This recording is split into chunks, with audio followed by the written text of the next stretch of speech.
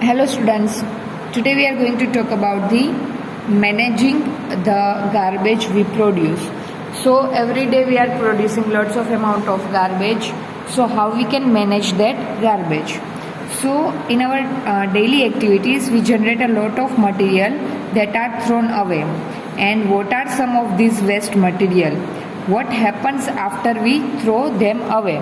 So basically these all are the questions you should ask to yourself, that what are some of these waste material. मतलब कि you can classify that waste material, that whether it is a biodegradable or non-biodegradable, whether it is a recyclable, right? And what happens after throw them away.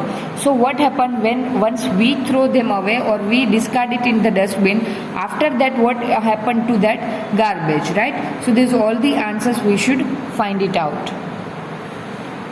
So basically we have seen in chapter number 5, life processes, that the food we eat is digested by various enzymes in our body.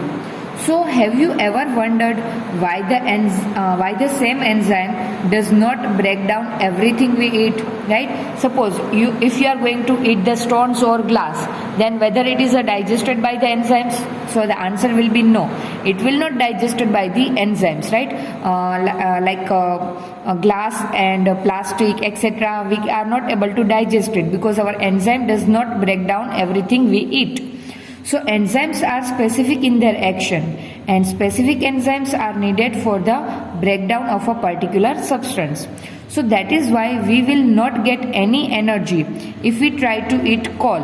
So if we are going to eat the coal, maybe we are chewing it or maybe we are able to swallowing it. So it will be remain undigested in our body, and we are not going to get any energy or nutrition from the coal that we eat. So because of these, many human-made material like plastics will not be broken down by the action of bacteria or the other saprophytes, right? So just like our enzymes in our body, in our digestive system, the enzymes are not able to break down all the substances that we eat. Exactly the same way in nature, all the substances that we are using, it's not going to be break down by the bacteria or by the nature into simpler substances. So that kind of substances which is not going to be easily break down into the simpler substances, that can be considered as the non-biodegradable substances, which will remain as it is throughout the year, throughout the life. So these material will be acted upon by physical process like heat and pressure. But under the ambient conditions found in our environment, these persist for a long time. As I've told you, it will not going to be decomposed. It will remain as it is for a long time. So substances that are broken down by biological process are said to be biodegradable. And how many of the substances you buried were biodegradable, right? You can ask this question to yourself, that we know that the substances which will broke down into a simpler substances, or its decomposition could be possible by the action of bacteria or by the biological process, then it can be considered as the biodegradable substances.